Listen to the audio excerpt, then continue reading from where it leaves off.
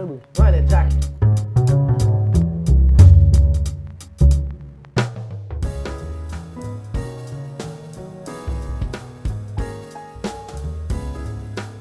Ah ben, si t'es fébrile, on va commencer par bon matin. Bien dormi? Salut. Oui. Vraiment très bien dormi. Je dors toujours bien quand je viens ici. Ben, ça fait 2 nuits, là. Puis à date, les 2 nuits, là, je me couche. Je dors bien. Pas trop le lendemain de veille? Ben non, pas trop. Juste assez. Je te dirais. Dit-il en trempant sa poche.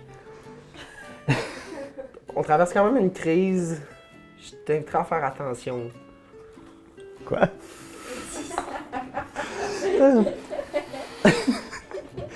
Donc, tu t'appelles Louis-Julien Dursault. Ouais, C'est une syllabe de plus que Louis-José Hood. je le sais. T'as-tu un diminutif? Il y en a beaucoup. Il y a Luigi. Luigi qui est comme le plus corporate, celui qui me blesse le moins. Pourquoi Luigi? Parce que je suis d'origine italienne, j'aime beaucoup en parler de ça. Ok. Je suis d'origine italienne, mon grand-père, mon arrière-grand-père en fait, est d'une première génération d'Italiens au Québec. Puis après ça, s'en est suivi mon grand-père puis mon père jusqu'à moi. Puis souvent on dit ce qui est dommage, c'est que la langue se passe pas à travers les générations.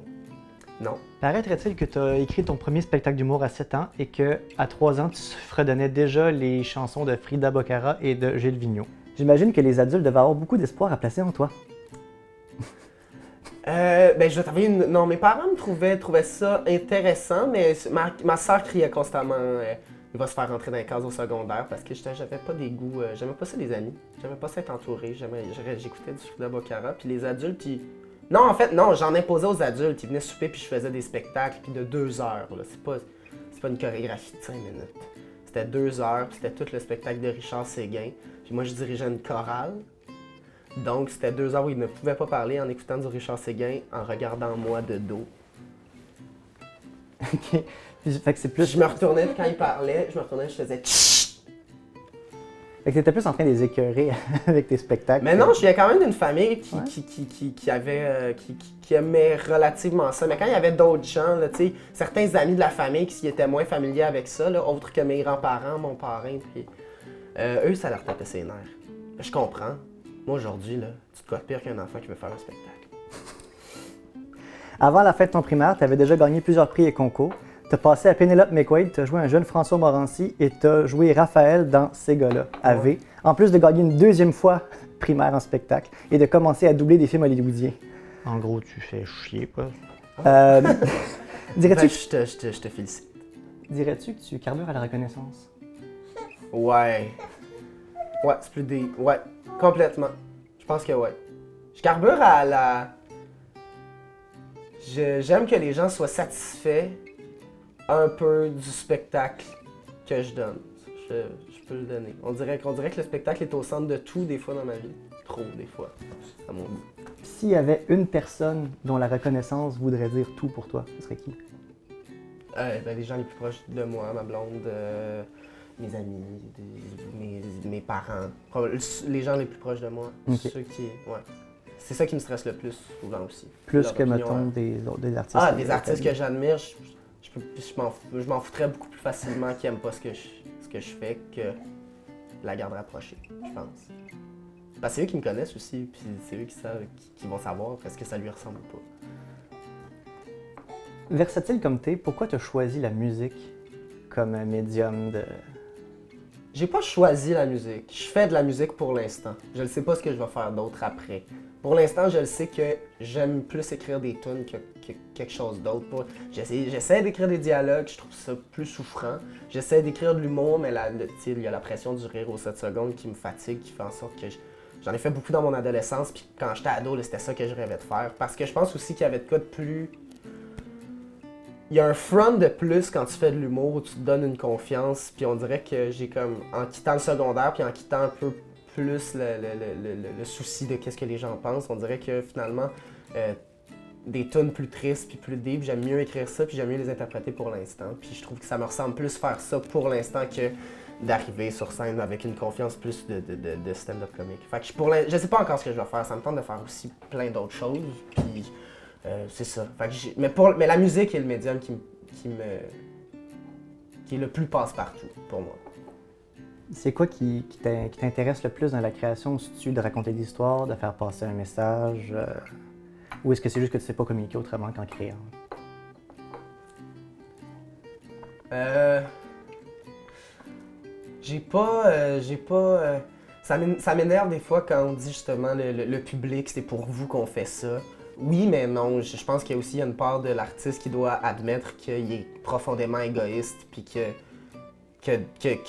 oui, ça vient aussi peut-être avec des émotions qui débordent souvent, puis après ça, c'est l'exutoire, c'est d'en écrire, puis de monter sur scène pour parler de toi pendant 1h30 quand même. Puis moi, je pense que je le fais pour moi aussi beaucoup plus. Puis parce que sur une scène, je sens que je peux exister à 100%. Je commence à exister un peu plus à 100% dans la vie, mais ça a été long. Puis avant ça, ça a toujours été sur la scène que là, on dirait que ouais, j'étais là, j'étais dans la zone de moi-même. Alors que des fois, ça peut être comme, tu sais, je peux être plus fake en dehors que sur la scène, je pense. Malgré ça, je pense que je suis authentique puis une bonne personne. Fait que tu considères pas que tu fais un personnage? Un peu, oui. Et on m'a déjà dit que mon personnage de scène était cocky. Je pense pas que je suis cocky. Je suis cocky peut-être un peu dans mon humour, mais, on m'a dit, ouais, puis on dirait que j'avais jamais perçu ça, jusqu'à ce qu'on me le dise. Puis maintenant, des fois, je m'observe quand je suis dans une situation de représentation devant un public. Puis c'est vrai que des fois, je peux... Mais en même temps, je trouve que c'est quand même cohérent avec ce que je suis. Puis si, là, je peux quand même me permettre d'avoir cette confiance-là, ben je trouve ça amusant. Puis j'aime ça jouer un peu avec ces codes-là aussi. Parce que c'est aussi l'envergure. Les artistes qui m'ont toujours impressionné sont ceux qui avaient quand même une genre d'envergure qu'ils se donnaient. Puis après ça, je pense pas que c'est un personnage. Là. Je pense que j'aime l'effervescence, puis j'aime les... Mais après ça, je pense que les gens qui me connaissent bien savent qu'au final, c'est tout petit. C'est pas si... c'est pas si flamboyant. C'est ça. T'as fait tes galons dans des shows comme Secondaire en spectacle. Ouais. Excluant toi-même, c'est quoi le meilleur numéro que t'as vu? C'est quoi le numéro le plus what the fuck is going on? Genre niveau malaise. Ou tu voulais fondre dans le plancher. Fait que c'est quoi le meilleur et le pire que t'as vu dans ce genre de petit show-là? Le meilleur, il y en a vraiment beaucoup des bons. Là. Puis j'en ai vu beaucoup. Catherine Alpin, que j'avais rencontré à mon premier secondaire en spectacle, en secondaire 1, qui avait chanté La Quête de Jacques Brel.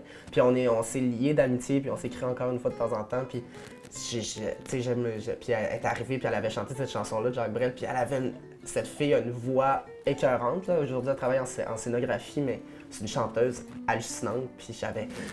Le frisson m'avait passé, puis c'était le genre de perfo que j'aimais. Puis le pire du malaise...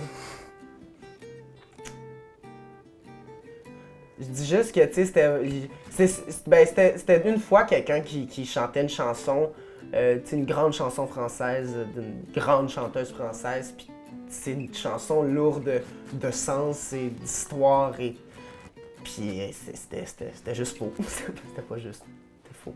C'était pas beau. C'était juste faux? C'était juste faux, c'était faux, c'était faux, c'était pas juste. Puis, je vais te le dire, c'était juste pas faux. C'est faux ce que je viens de dire. C'était pas juste. T'as-tu déjà filé dans une compétition comme ça que c'est un des compétiteurs qui aurait dû gagner, mais qui était trop avant-gardiste pour le panel de juges? Fait que t'as comme pris la médaille et t'étais genre... Non, j'ai jamais ressenti ça. Je suis désolé, ça fait... Je pense pas, non. Non, c'est déjà arrivé c'est arrivé souvent que j'ai gagné puis que j'étais comme... Plein d'autres auraient pu l'avoir, mais... C'est jamais arrivé que je fasse comme... Tabarnak, yo, Non, mais en même temps dans un concours, je pense, de spectacle d'enfants de 13 ans, je pense qu'il n'y a pas un enfant qui se connaît assez peut-être pour arriver et faire comme, tu sais, faire quelque chose à secondaire en spectacle, mais non, c'est jamais arrivé. J'ai tombé à l'air une merde. Paraîtrait que tu es un excellent Pavarotti d'hygiène. Donc, tu chantes sous la douche. Ouais. Quand tu chantes à toi-même, tu chantes des chansons à toi ou celles d'autres artistes? Que d'autres artistes. C'est qui ton dernier hommage sanitaire? C'était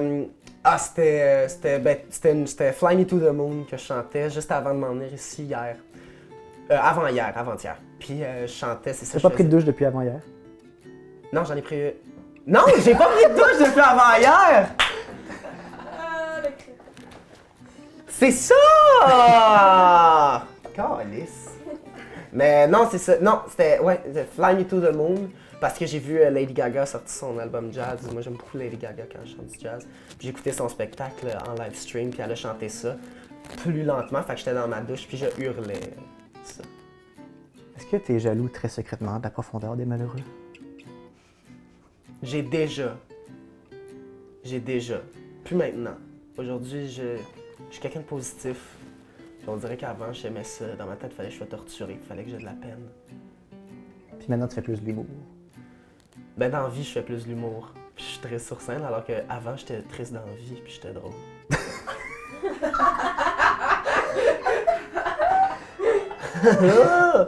C'est bizarre. C'est quoi pour toi la chose qui serait trop sérieuse pour faire des jokes? Le sujet tabou, donc que tu ferais jamais de joke. Rien. Selon moi, il n'y a rien qui fait pas de bonne joke, honnêtement. Puis après ça, il y a rien. Après ça, il y a plein d'affaires qui font pas des bonnes jokes devant plein de gens. Mais je pense que. Tu sais, juste des blagues que tu te dis à toi-même, là. Je pense vraiment qu'il n'y a aucune situation dont on peut pas rire.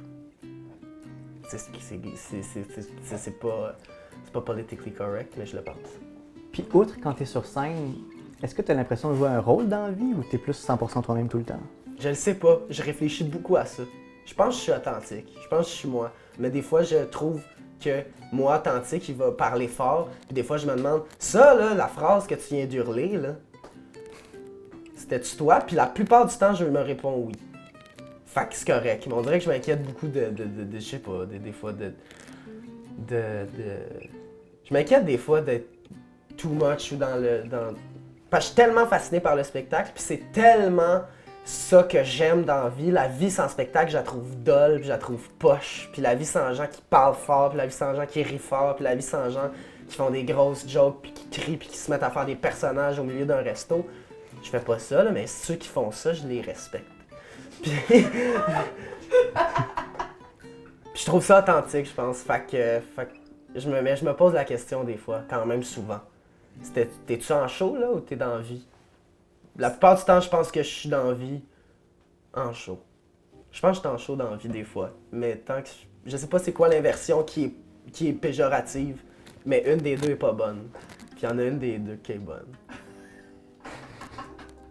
C'est-tu parce que t'as plus peur du regard des autres ou parce que t'as peur d'être faux? Tu sais, comme des fois, quand tu joues du piano, t'as pas nécessairement besoin d'avoir une audience.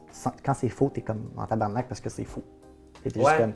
Fait que quand t'as peur de tout ça, est-ce parce que t'as peur du regard ou est-ce que c'est parce que t'as peur que ça sonne faux par rapport à l'art de vivre? J'ai peur que... Ben pas le regard... C'est pas tant le regard des autres que... J'aime pas... J'ai peur, oui, d'être faux pour le regard des autres, mais selon moi, tu seras jamais plus juste que si vraiment tu te connectes à ceux qui t'écoutent ou à toi-même, tu sais, je sais pas si c'est clair. C'est pas le regard. Avant ça, c'est pour ça. Honnêtement, je pense que c'est pour ça que je voulais faire de l'humour avant. Parce qu'on dirait que c'est plus cool. Dans ma tête, il y avait une carapace de plus qui faisait en sorte que j'avais pas à montrer tant que ça l'ombre. Puis j'étais comme frustré sur scène. Fait qu'on dirait qu'il y avait une carapace puis un bouclier de plus. Tandis que là, maintenant, je trouve qu'avec ma musique, comme je dis, je le fais pour moi. Fait que je vais aussi dans une genre de quête de plus de sincérité aussi. Ouais. Parce que être faux, c'est pas le regard des gens, c'est le cœur des gens. Tu ressens quelqu'un qui est faux, tu ne vois pas quelqu'un qui est faux. Tu vois quelqu'un qui est beau, mais tu vois pas quelqu'un qui est faux. Mais tu ressens jamais quelqu'un qui est beau. En tout cas, tu comprends-tu ce que je veux dire? Il me semble que je vois le monde qui sont faux. Ça se voit. Non, tu les ressens, tu les vois pas. Moi, je les vois pas. Ben, il y en a que c'est un petit peu extrême. Oui, là, tu le vois. Ouais, c'est ça. Oui, mais pogner du cul. Mais au final, c'est pas tant... Tu vas pas t'en faire... Oh! madame est fausse, tu vas vraiment sentir Hein? un petit balai. Le- Tu sais, Si tu regardes ta vie actuellement, dirais-tu que tu es plus dans le showbiz ou dans le domaine artistique? dans le domaine artistique. Oui. Pas dans le showbiz. Je pense pas. J'aime ça, par contre. Je trouve qu'il y a de quoi de moi qui trouve amusant, ça. Puis le petit gars, il a toujours aimé le showbiz. Puis il a toujours rêvé d'être dans le showbiz, mais on dirait que quand je suis devenu adolescent, je suis comme devenu plus en rébellion. Fait que là, j'étais comme non, j'étais un artiste, si je suis pas une vedette. Mais là, j'aime les deux un peu, mais je pense que je veux plus être un artiste qu'une vedette, ça c'est sûr. Moi, je pourrais avoir des gens dans mes salles, mais qu'on me voit jamais à Autricheur, puis ce serait correct. C'est ça pour toi la différence entre un artiste et une vedette? Ben, je trouve que ça décrit quand même bien la chose. Il y a des gens dans ses salles, l'artiste. Quoique non. La vedette a des gens dans ses salles. Aussi. Les gens ils se tunent in pour regarder la vedette à TV, pas l'artiste. Mais si on inversait, les gens ils se tunent in pour regarder l'artiste à être joué à la vedette. Ça devient un peu deep. Elle adore. Qu'est-ce qu'elle adore? Oh, elle adore. Oh my god, non, je dors pas. Elle adore! Elle adore. Elle trouve ça trop plate? Non, j'aime ça l'ambiance feutrée. Ça me détend. Ça te détend? Ben là, on va te tendre un peu. Yes! Pour la prochaine étape, on va jouer à un jeu. Parfait. C'est des questions un peu plus personnelles. Fait qu'on a un détecteur de mensonges C'est-tu vrai? qui détecte ton pulse. Fait que si tu dis de la merde, on va le savoir. Fuck off. Inquiète-toi pas, ça fait juste vibrer et faire un bip. On va l'entendre. Je suis pas très bon avec les affaires de gants puis de sangle et de cossins de même. Là. Approche pas dans ça. Mais les place de tes polygraphes, poignets. oui. Les polygraphes, ça va. C'est la vraie science, comme qu'on sait. C'est foolproof. Comme qui dit. C'est pour ça qu'on n'a plus besoin des systèmes judiciaires. Bon. Bon, Ça, je suis d'accord avec ça. et voilà. Fait que là, on va faire une couple de tests. Là. Dis-moi, c'est quoi ton nom? Daniel Caesar. Pas pire. Ok, maintenant, dis la vraie chose. Mon vrai nom est Louis-Julien Dursault. Ok, c'est parfait. Bon, je pense que c'est suffisant comme ça. Ça va, c'est pas trop, ça vibre pas trop. Je suis une soupe aux choux.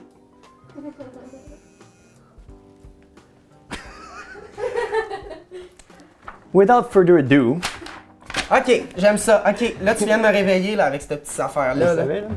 Tu veux te prendre une gorgée avant? Ok. On va commencer avec des affaires plutôt relax. Là. En tant qu'artiste de la relève, tu dois être assez familier avec la notion de gatekeeping dans le milieu artistique. Je me demandais, c'était quoi le conseil que tu donnerais à un jeune qui voudrait rentrer dans le système puis mettre son art de l'avant? Fais tes affaires, c'est difficile. C'est difficile parce que tu te fais plus souvent dire non. Mais si à un moment donné tu t'arranges pour être autonome et faire tes propres affaires, je pense qu'aujourd'hui, c'est plus essentiel que jamais. Puis c'est plus facile en plus, c'est plus accessible encore. Comment c'est plus accessible? L'accessibilité, la façon de mettre en lumière ce qu'on fait est plus accessible qu'avant, je trouve. La façon de montrer ce qu'on fait, plus juste qu'on fasse ça là. Je pense que, tu sais, dans 82, il aurait fallu passer à Adlib ou Ah ouais. au Beau Dimanche. J'adore ces références.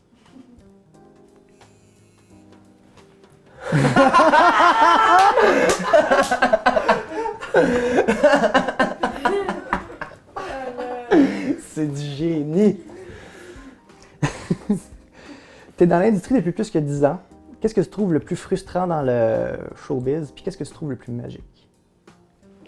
Le plus frustrant, c'est des artistes qui se permettent de continuer à faire ça en étant plus humains. Des gens qui deviennent pas un. Des gens qui, à un moment donné, perdent l'humilité et de l'humanité. C'est vraiment ça qui me fatigue. Tu peux pas créer, puis il y en a en hostie, des mardes. Puis des fake-ass, puis des gens. Hein? Qu'est-ce qu'ils font? Tu les ressens? You felt it. Pourquoi tu me pointes en... tu les ressens? T'es sans les mégalos, les psychos. En tout cas, tu comprends ce que je veux dire. C'est pas vrai. C'est pas vrai, mais Je le sais pas, je trouve qu'un artiste, c'est ça qui me met le plus, qui m'écœure un peu le plus. C'est qu'un métier qui repose sur le fait d'être un humain qui se fait ensevelir de paillettes, puis de... C'est correct la paillette, j'aime ça la paillette, mais à un moment donné, je trouve que ça vient mettre un plexiglas épais de même entre l'artiste et le récepteur. Puis c'est juste la poudre aux yeux au final, puis en tout cas, c'est ça. Puis ces gens-là finissent par croire qu'ils sont plus à terre, ils sont en haut. Tu peux pas créer puis parler des humains sans être connecté aux autres. Puis il y a des gens qui, en faisant ça, puis en devenant important, puis en devenant connu puis aimé, se déconnectent des autres puis de l'humanité, simplement. Ça fait qu'ils deviennent dégueux. Puis j'ai peur tout le temps de devenir comme ça. Qu'est-ce que tu trouves le plus magique? Le plus magique, l'amour, vraiment. Je trouve vraiment que par contre les artistes, malgré le fait qu'ils peuvent être bien bizarres, pis c'est drôle, j'aime ça, ça reste quand même que c'est des gens qui... Ça reste qu'au final, tu le fais pour toi, mais tu le fais aussi en connexion avec tous les autres humains, puis avec l'humanité aussi. Fait que ce soit elle qui pleure, ou une chanteuse ou un chanteur qui se met à brêle, qui en chantant ne me quitte pas, tu sens la langue qui est ici, tu vois, c'est ça qui déborde, c'est la poitrine qui veut respirer plus fort que sa cage, tu sais. Wow! Qu'est-ce qui te vient en premier quand tu écris de la musique, le texte ou la mélodie? Le texte. Je vais essayer de m'y prendre différemment pour mes prochains projets musicaux, par simple but de faire de la musique autrement. Parce que là, pour l'instant, ça a vraiment été un freestyle. Là. J'ai un album de 10 tunes qui devrait sortir bientôt, puis c'est vraiment juste des idées de texte. Bientôt, ok, dans longtemps. Mais je travaille pas super vite.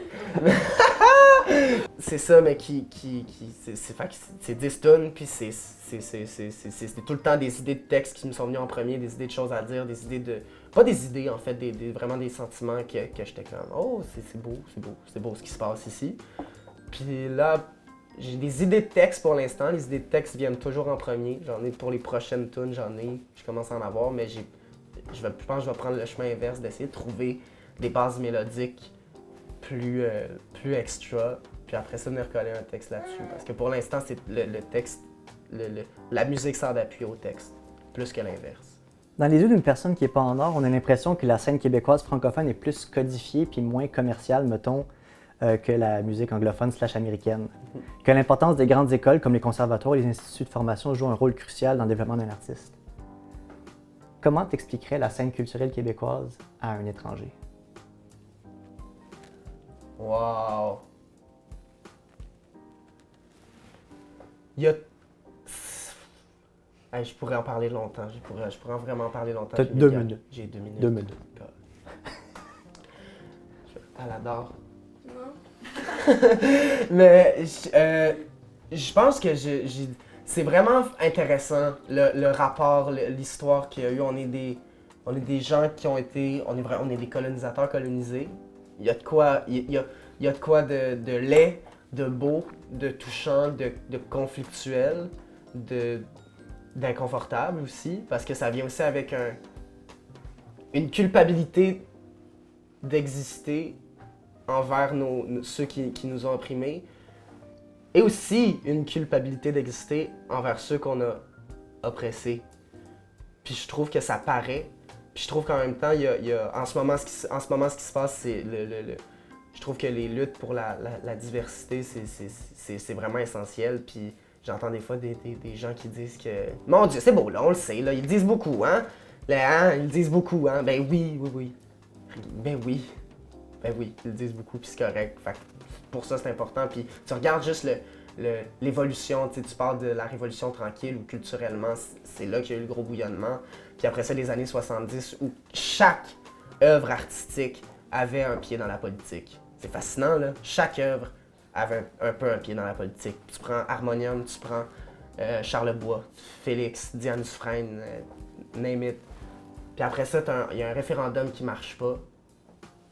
Puis après ça, tu regardes la musique des années 80, puis c'est de la pop. Puis c'est magnifique, là. C'est Mitsou, c'est Martine Sinclair, c'est Julie Maz qui va arriver un peu après. C'est tellement intéressant qu'après ça, on soit pas... Même les chanteurs comme Richard Séguin, comme Daniel Lavoie, comme Michel Rivard, qui eux aussi étaient de ceux qui avaient tout le temps un pied dans la politique à chaque œuvre qui sortait, on passait à des arrangements de synthé, puis à des affaires vraiment plus techno, puis à des plus pop, puis plus accessibles, puis moins lourdes aussi, de sens. Puis c'est super intéressant, puis c'est intéressant ce break-là dont les gens ont eu besoin. Puis après ça, on arrive dans les années 90, puis il y a Richard Desjardins, il y a Dédé, il y a Jean Leloup, il y a les colocs, il y a le rap québécois qui se met à... il y a des filles comme Diane Tell, comme Laurence Jalbert qui écrivent aussi. Ça, on n'avait pas vu ça avant, c'était que des interprètes.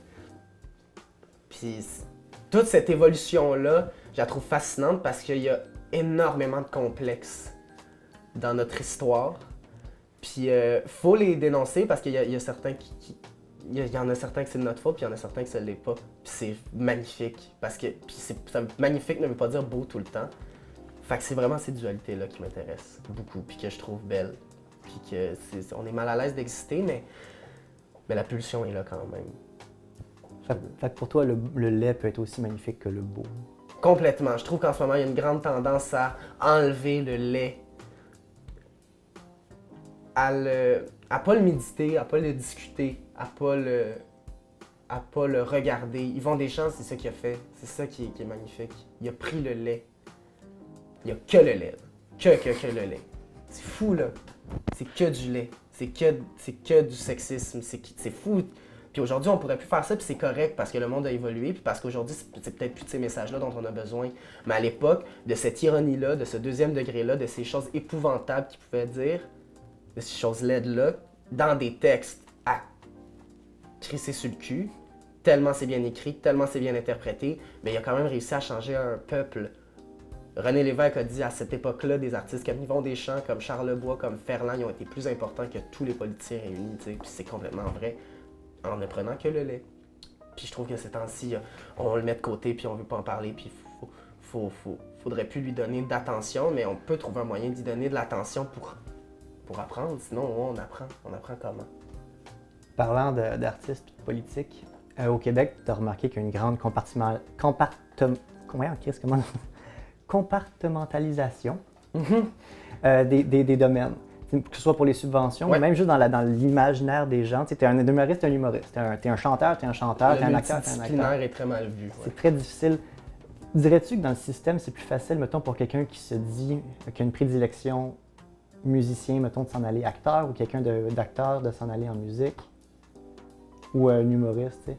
Moi, je trouve qu'au final, c'est un peu le même métier. C'est pas le même art, mais c'est le même métier. Que tu chantes, que tu fasses du théâtre, que tu fasses de l'humour, que tu danses, t'as pas le choix d'être touchant, t'as pas le choix de te connecter à ceux qui sont là, t'as pas le choix de laisser parler les pulsions quand vient le temps de créer, t'as pas le choix d'amener le scalpel quand vient le temps de fine-tuner puis de peaufiner ton œuvre pour qu'elle soit la plus belle pour toi possible avant de la présenter. La plus belle pour toi possible avant de la présenter. Fait que c'est ça. Au final, je trouve que c'est un petit peu le même métier. Fait que c'est pour ça que, ouais, c'est vrai que le multidisciplinaire est très snobé. Autant un humoriste qui va devenir comédien pourrait se faire snobber par des comédiens. Penses-tu que c'est snobé ou c'est que les gens comprennent pas? C'est trop difficile, c'est pas assez étiqueté, là. Mais qu'est-ce qu'il fait? C'est ça, beaucoup. C'est ça, hein? C'est plus la C'est quoi qu'il fait? Il fait. On va voir. puis résume. C'est ça. T'es un enfant dans une classe. Tu préfères-tu te faire dire genre « Wow, t'es bon, t'as du talent » ou tu préfères te faire dire genre « ça paraît que t'as travaillé fort ». Ah, ça paraît que t'as travaillé fort. Le talent... Laisse faire. J'adore ça. C'est peut-être vrai. Peut-être que j'aime mieux ça, le talent. Pourquoi? C'est beau, c'est touchant, hein? Je sais pas. Peut-être parce que c'est plus ça qu'on m'a dit, que ça paraît que t'as travaillé fort. Mais je travaillais fort. Mais Brel disait, la plus belle citation sur le talent, c'est Brel qui dit « Le talent, c'est l'envie forte de faire quelque chose ». Je l'ai mis dans ma tune Les Seuls, puis je trouve que c'est exactement ça. C'est l'envie forte, c'est le goût de le faire. Il y a deux écoles de pensée en ce qui concerne le travail de l'artiste en relation avec l'audience. Il y en a un qui dit L'artiste est un artisan qui sculpte son travail en détail avec une intention et un message. L'audience peut interpréter correctement ou incorrectement le message, mais au final, c'est l'artiste qui a le dernier mot. C'est la deuxième école de pensée qui dit « L'art est un travail commun. La personne qui écoute une pièce de musique l'écoute avec sa propre interprétation et ça devient sa réalité. » Il n'y a pas d'interprétation incorrecte, l'art est un travail commun entre l'artiste et l'audience. J'ai vraiment plus ça. Ouais. J'ai vraiment plus ça. Mais en même temps, j'aimais l'idée aussi de sculpter à la perfection quand même aussi, tu sais. Cette science-là, il y a quelqu'un qui va recevoir ça. Ça me fascine, ce travail-là de conceptualiser que ce que tu fais va être entendu par quelqu'un d'autre, puis ce que tu dis va être reçu par quelqu'un d'autre. Puis après ça, moi, c'est vraiment ça. Un artiste qui fait en sorte que sa vérité devienne ma vérité, selon moi, il a fait son travail. C'est vraiment ça. C'est pas une question de... On veut pas voir nécessairement de la réalité, on veut pas voir du réalisme, on veut voir de la vérité. C'est différent. C'est ça. Fait que quand j'ai l'impression... Il y a des artistes comme Pierre Lapointe, comme Xavier Dolan, comme Adib Al-Khalidé, que je me souviens, je les écoute, puis je regarde leur travail depuis que je suis petit, puis je me dis, on dirait que ces gens-là parlent pour moi. Puis ça va toujours être ça qui va me garder en tête. Je trouverais ça le fun, puis après ça, je pense pas qu'ils ont rien fait pour, nécessairement. Mais c'est tellement vrai que c'est sûr que c'est vrai pour quelqu'un d'autre. C'est toujours vrai pour quelqu'un d'autre à quelque part, je pense. C'est ça qui est beau, non? Alors? Hey, elle adore. Le suivant. Dans un monde où l'artiste est considéré comme non essentiel, mais constitue le producteur du produit le plus consommé par la société via les plateformes gratuites qui donnent peu ou pas de redevance aux artistes, comment tu appréhendes la suite de ta carrière? J'ai vraiment peur. J'ai vraiment peur. Puis pas pour la suite de ma carrière. C'est pas une question de ma carrière.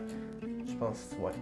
Puis sinon, de penser, il va falloir penser à une plateforme, il va falloir penser, puis après ça, en ce moment, c'est que ça que tu vois, là, des tentatives de plateforme. Il va falloir quelque chose là, ici qui va faire en sorte qu'on va quand même pouvoir se rassembler autour d'une culture qui ressemble à tout le monde, qui est ici, mais dont l'argent reste ici aussi. Puis que les artistes soient surtout justement payés pour leur travail. C'est vraiment ça, là. C'est tellement insultant. Là. C'est super insultant.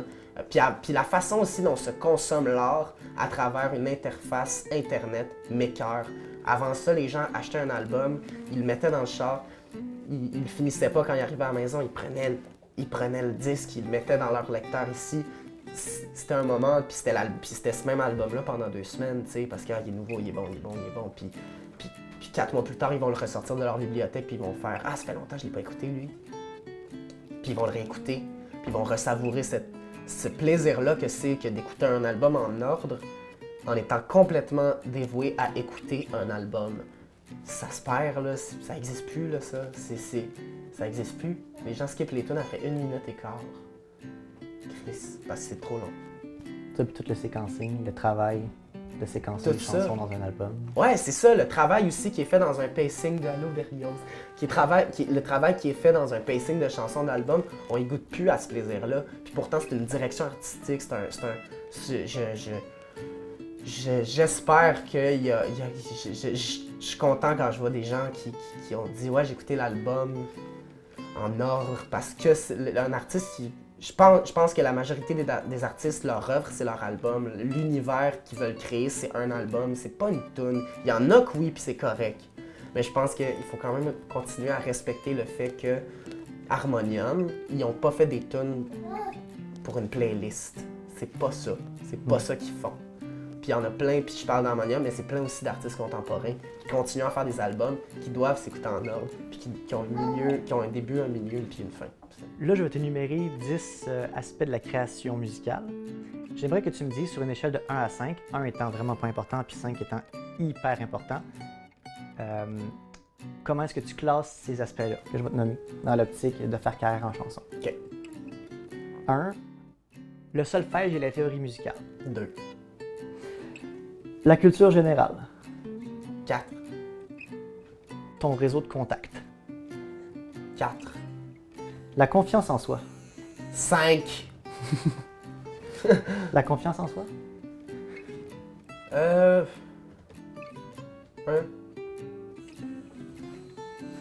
2. 5. 3. Ah, ok. Il l'a. 3. Mais c'est vrai, il a pas tort, lui. Mais non, C'est vrai que c'est important. Ben non, mais c'est important. Je dis souvent, je pense que c'est important d'avoir confiance en ce qu'on peut faire, pas nécessairement confiance en ce qu'on est. le talent inné.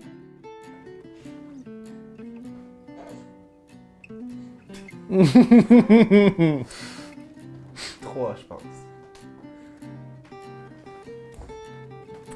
La persévérance. 5. Une communauté de support, genre tes amis, ta famille. 5. Ton genre / ton sexe. Oh, un au niveau de mes valeurs, mais ça peut orienter la carrière de bien des gens à cause des rouages qui durent depuis tant d'années. C'est bien répondu.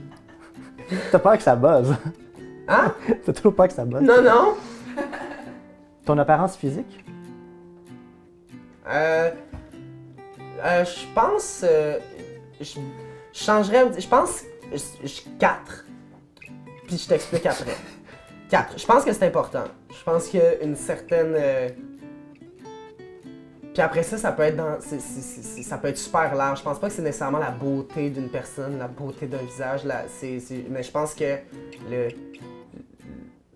le stylisme puis l'esthétisme, je pense qu'un artiste doit tout le temps penser à ça un peu. Fait que dans ce sens-là, l'apparence, l'univers visuel que tu crées autour de ce que tu fais, je le trouve important. Puis ça va être dans comment tu t'habilles, dans comment tu te maquilles, dans qu'est-ce que tu te mets autour du cou, autour Puis des bras.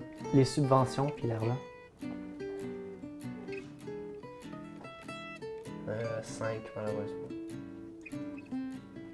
Parce qu'il n'y a pas moyen de... Ah. 4. Ah. 4. Est-ce que ça t'arrive des fois d'écouter une chanson puis de te dire Crime, j'aurais écrit ça comme ça, Ouais. ou ça comme ça, genre c'est une occasion manquée?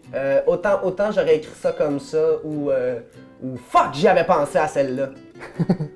Finalement, c'est quelqu'un d'autre qui l'a fait. Si tu pouvais modifier une chanson pour qu'elle devienne meilleure, ce serait laquelle puis avec quel twist? Ah, j'ai pensé à ça l'autre jour. La smoke à mon bec qui me rappelle l'odeur de ta mère. Ouais. C'est l'odeur, ça dit l'odeur de ta main. Ouais. Finalement, on en a déduit que c'était beau pareil. C'est beau pareil. Mais je trouverais ça plus drôle. La smoke à mon bec qui me rappelle l'odeur de ta mère. Tout à fait d'accord, 1000% d'accord. Fait que, pour le prochain jeu, je vais te poser des questions plus personnelles. Tu as le droit de ne pas répondre. Ok. Cela dit, si tu ne veux pas répondre, il faut que tu prennes un shot. Donc, on a du bourbon, Wild Turkey, de la canopée, produit québécois, et on a, il y avait une autre affaire, du Honey Jack.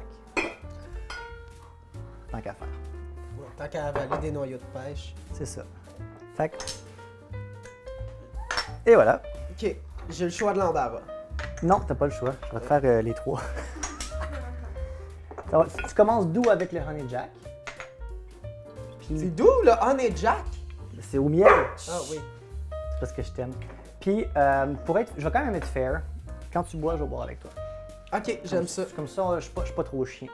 Fait que je te donne quand même le plus rempli. Ah, C'est pas si fair tabarnak. que ça. Ouh. Ah, ce son-là. Ah, quand c'est neuf, là. Je frétille. Dernière règle au jeu. Si ça vibre, tu bois aussi. Ok. Fait que dans tous les cas, let the ball roll. Je fais jamais ça des shots en plus. Ah ouais? C'est plutôt rare. J'en fais un. Ok. C'est trop, là. Ça se fait, je parle de même. Je tiens de sources excessivement sûres que tu es extrêmement traîneux. Que même les gens qui te font des lifts doivent te dire de double-checker tout le temps pour pas que tu oublies quelque chose. Y a-tu une affaire que tu oublies jamais? Ouais. Mes cigarettes. Ah. C'est vraiment la seule affaire. C'est pas, je pense, j'ai réussi à perdre mon portefeuille, mon iPhone. J'ai jamais perdu mes cigarettes. Ok. Ok, ça commence d'où? Ouais, ça commence d'où? Question Thanos. Thanos! Thanos et Avengers. Ah ben oui. Si tu pouvais multiplier une chose à l'infini dans le monde, ce serait quoi, tu sais, qu'un claquement de doigts? Multiplier des choses à l'infini. Ouais. Ah! Je pense que... Ma prof de bio de secondaire 4. Quoi?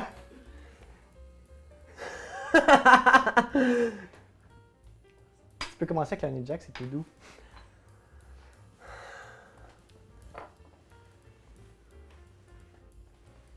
C'est qui ta prof de musique? Mais c'est pas vrai, c'est un gars qui dit ça au hasard, là. Ça se reconnaît, je t'aime, Myriam. Je t'en garderai juste une toi. Là. Pas 8 toi, mais c'est ça, je sais pas, c'était une réponse absurde, là. Faut...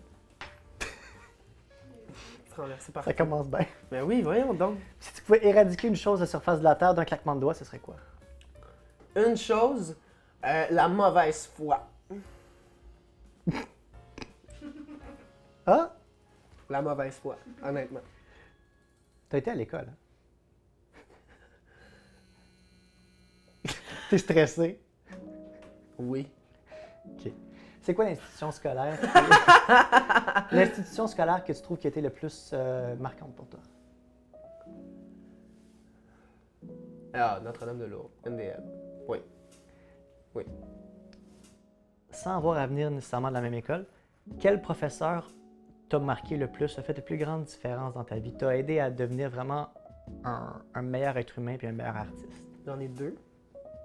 Nomme-les-nous. JF Cloutier, que tu connais, qui était prof de français, qui était aussi celle qui s'occupait de la troupe de théâtre, puis qui, ben oui, tu l'as pas fait, mon cochon, qui était aussi prof de théâtre, avec qui on a monté beaucoup de pièces de théâtre, puis qui nous a vraiment qui m'a appris énormément l'art d'être complètement investi dans quelque chose et l'art de l'abandon quand tu arrives sur une scène.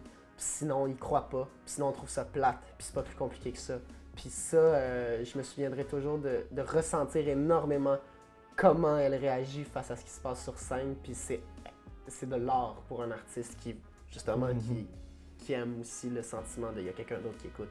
Elle était très bonne pour ça. Puis Hélène Messier, ma prof de piano, qui est aussi danseuse contemporaine, qui a été capable aussi qui est capable de démêler chez moi tous les tics, toutes les petites tensions que je peux avoir, que ce soit quand je chante, quand je fais de l'humour, quand je joue du piano, qui me connaît très très très très bien, qui est capable de savoir quand mon attention est là, quand mon attention n'est pas là. Ouais, c'est donc Hélène Messier, F. Cloutier. J'ai une question ici de Eve Cloutier, Ah! qu'elle a préparée pour l'entrevue, qui te demande si tu avais à vivre une autre vie que la tienne, quel artiste aurait voulu te réincarner?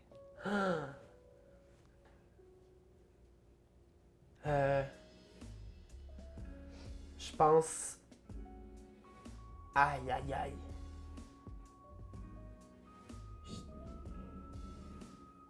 Je pense que j'aurais aimé ça être Charlebois. Charlebois? Ouais. Pourquoi? Je trouve qu'il a l'air d'avoir une vie nice. Je trouve que c'est un exemple de pertinence et de toujours vouloir être le petit pas fin qui dérange, mais il est tout le temps bon. Il est encore aussi bon. De bien vieillir surtout. Je pense que c'est aussi ça. Je sais que si je me réincarnais en Charlebois, j'aurais pas peur de l'avenir parce que ça va bien se passer plus tard. Damien Rice a déjà dit que son flow créatif carbure à la dépression. Un moment donné, il a passé 5 ans heureux puis il n'a rien produit. Ce qui l'a mené à une dépression, donc à un nouvel album. À quelle émotion est-ce que Louis-Julien carbure? L'amour. Je te jure. L'amour. Je te jure. Je te jure. L'amour. Tout le temps. L'amour de tout. C'est quoi ta plus grande peur? Le mensonge. J'attendais juste. J'arrête là. Tabarnak. OK. C'est quoi ta plus grande zone d'incohérence? Le mensonge. Parce que c'est correct. Non, mais pas ça, mais d'incohérence. Je pense que des fois, je peux... je pense qu'il y a une grande partie de moi qui prône beaucoup l'ouverture vers l'autre, puis aller vers l'inconnu. de façon idéologique. Je pense que des fois dans la vie, ça manque. Je pense que des fois, quand je me retrouve en société, je peux un peu aller à l'encontre de cet idéal-là que j'ai dans ma tête. Des fois, ça a de la misère à se transposer dans mon corps, puis de vraiment avoir le goût d'aller parler à l'inconnu. Mettons que je te prête une time machine. Si tu avais un raccourci de vie que tu aimerais te donner maintenant, ce serait quoi? Si j'avais un raccourci de vie. Tu dis genre ça, là, si c'est à refaire, là, je skip 5 ans, puis go, je le fais de même. Honnêtement, honnêtement, je pense que je skipperais le bout artiste de la relève. Artiste de la relève. Ouais. Le rameur au début, Ok. je le skipperais. Peut-être par paresse, j'ai hâte que ce soit gros. Je sais, après ça, si je te parle dans l'espoir que ce soit gros, puis je puisse assouvir mes fantasmes scéniques, puis avoir le budget, puis l'argent, puis les gens, assez de gens qui aiment ce que je fais pour voir ça. Je pense que pour ça, j'ai assez hâte à ça. Puis j'espère assez ça pour avoir le goût de skipper Puis pourquoi c'est important, le côté gros? C'est une très bonne question. Je pense parce que c'est d'abord avec ça du métier que c'est le côté, c'est le spectacle, c'est quand il est 8 heures ce soir, c'est quand il est 8 heures samedi soir. Ça, c'est ça qui m'a... L'ambiance, le avant, le après, ça chuchote dans les coulisses, ça... Le mojo. Ouais, ça. Tu demandes dans ta chanson Des mains sur ma nuque, pourquoi ce qui est en arrière, on peut pas le changer? Pourquoi ce qui est en avant, on peut pas le préparer? Si tu pouvais choisir, tu changerais ce qui est en arrière ou tu préparerais ce qui est en avant? Tiens. Je préparais ce qui est en avant. Ben plus. Quand tu nais, on te met une pression énorme, c'est d'être heureux.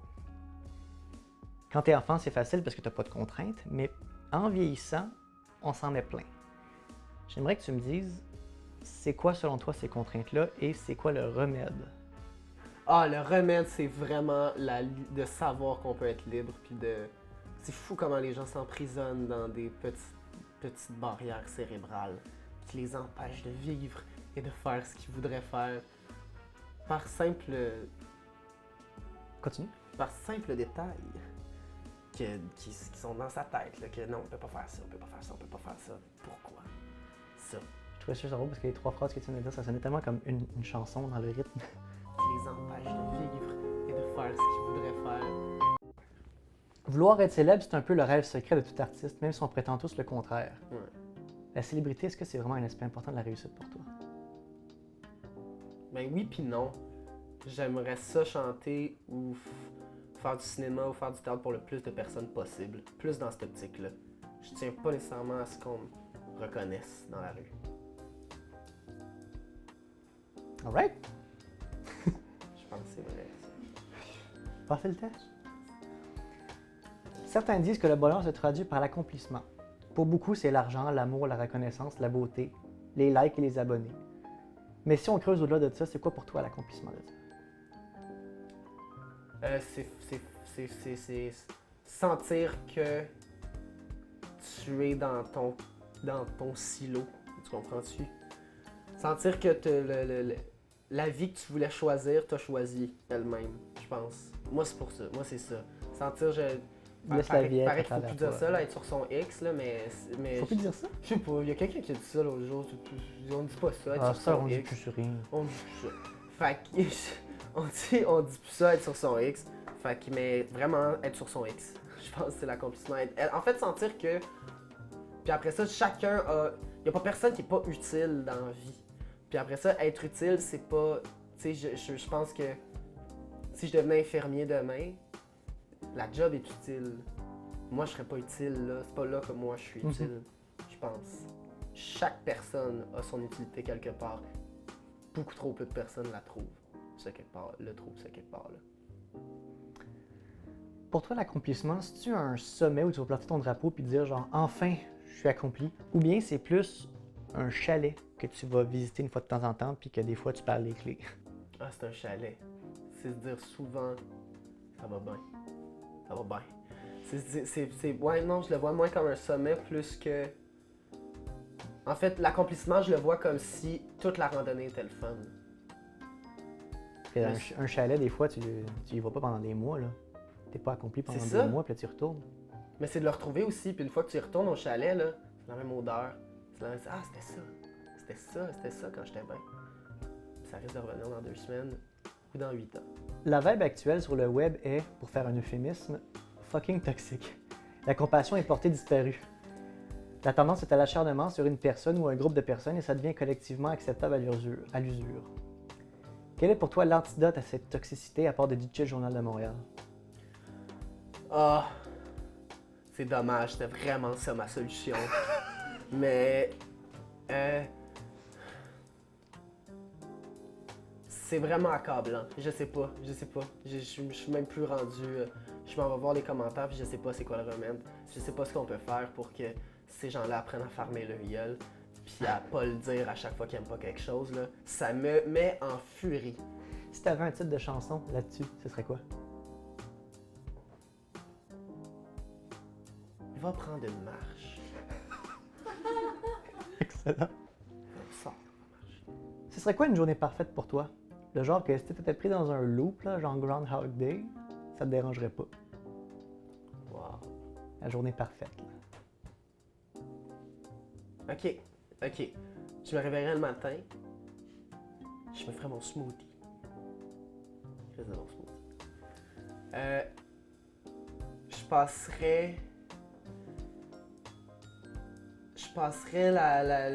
passerai la journée avec les gens que j'aime, avec ma blonde, avec ma meilleure amie, avec mes parents.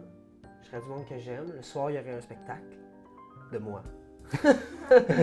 Parce que j'aime le faire. Puis après ça, il y aurait du pain, du vin, puis du fromage, puis de la danse, puis plein de French. C'est très romain comme. Ouais, c'est ça, du pain et des jeux. Hein? Que ça. Du pain, des jeux, des French. Ouais, ce serait ça. Merveilleux. Sans m'enlacer. En fait, ouais, puis on pourrait même Frencher l'après-midi.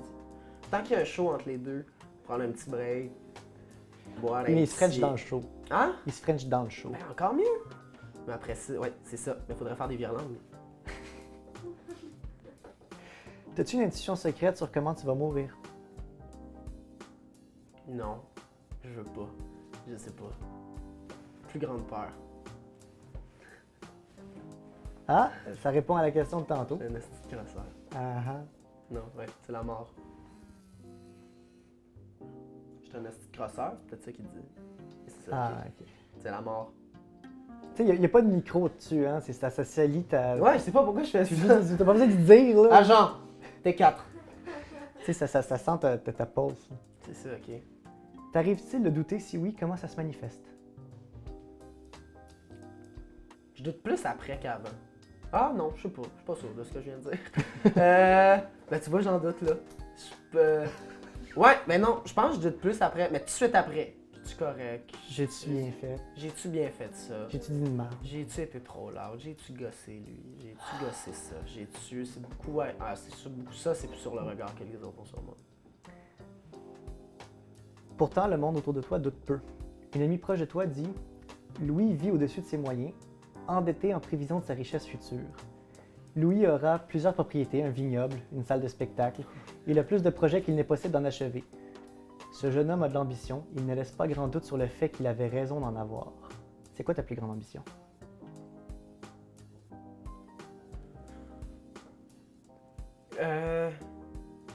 J'aimerais ça être inspirant pour un groupe. Oui, pour une personne à la fois au début, mais ce serait ça. Être inspirant pour une collectivité. Pour que plusieurs gens qui se connaissent pas, puissent se prendre par l'épaule, se rassembler un peu autour de ce que je veux leur dire. Ça. Ouais. Fait que dans le concept de célébrité, il est plus là, je pense. De rejoindre plus de gens, puis que ces gens-là se rencontrent entre eux aussi, je pense. Que ce soit dans un vignoble, ou que ce soit dans une salle de spectacle, ou que ce soit en Toscane, dans ma maison. Tu veux être influenceur finalement. Hein? Tu veux être influenceur finalement. D'ailleurs, fallait que je te parle, le nouveau Weed Eater de Québécois. Ils font des Weed Eaters à cette heure. Ce commentaire vaut un shot. Crime, c'est bien meilleur ça. On va reprendre ça. Ah! Ta tronche dit l'inverse. Non, non, non, je veux le Honey Boubou, là. Honey Boo Boo. Honey Boo Boo. Ouais, le Jack. Je te dis un mot-clé, puis tu développes en 10 secondes, pas plus que 10 Attends, secondes. répète. Je te donne un mot-clé, tu développes sur ça Ok, en parfait. 10 secondes, pas plus. Le talent. L'envie forte de faire quelque chose. Qu'est-ce qui constitue un bon vin? Le tanin. Oh! C'est quoi la première phrase que tu te dis le matin? Allô, chérie. Que tu te dis le matin? Allô, chérie. Qu'est-ce qui te rend heureux? Ah, la vie. Qu'est-ce qui te rend en colère? La vie. Molly Rooty?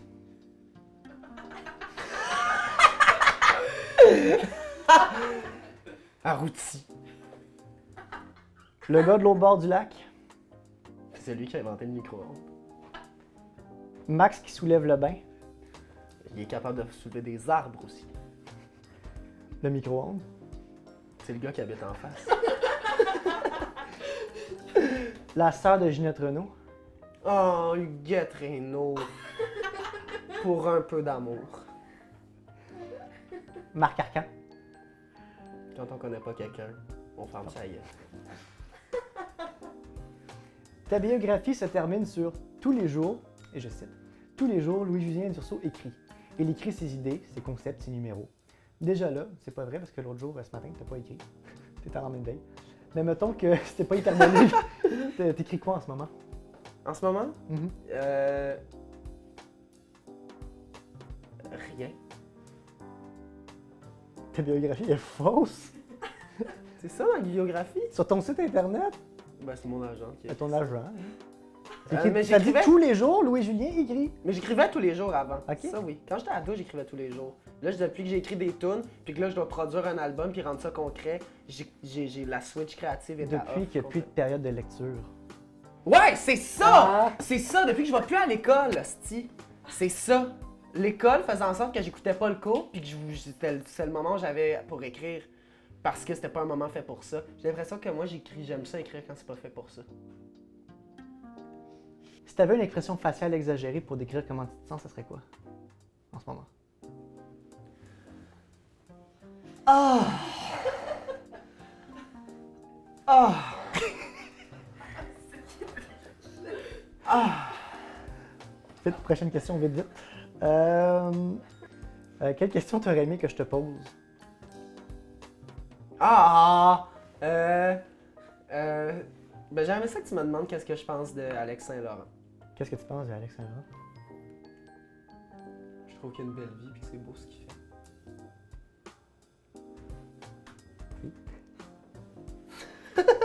Quelle question t'aurais voulu que je te pose pas? Le mensonge. C'est là qu'il faut que tu bois. Le mensonge. Ah! Quelle question tu veux pas que je te pose? Tu sais pas répondre à ça? Je sais pas. On dirait que je serais à l'aise à ce que tu me poses n'importe quoi. Ça vaut un shot pareil. C'est bien bon du Honey Boubou. Ouais, hein? Je l'avais dit? Ah, non. T'es avide, là. Il me reste une question. Je pense que je vais être sous-mort.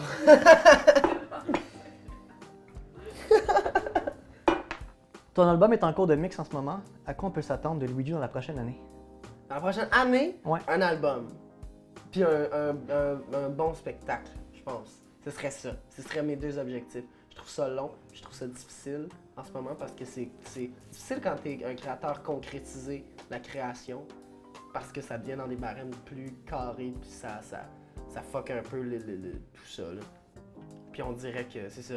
Fait que je pense que ouais, ce que je vise, c'est un album, puis un bon spectacle. Les gens vont pouvoir voir un peu plus de mon ADN musical. J'ai hâte de chanter. J'ai hâte de chanter pour du monde. Ce serait ça. D'ici un an, je vais chanter pour des gens. Cheers. À toi. À la Merci façon de tu. À la façon que tu as d'être belle.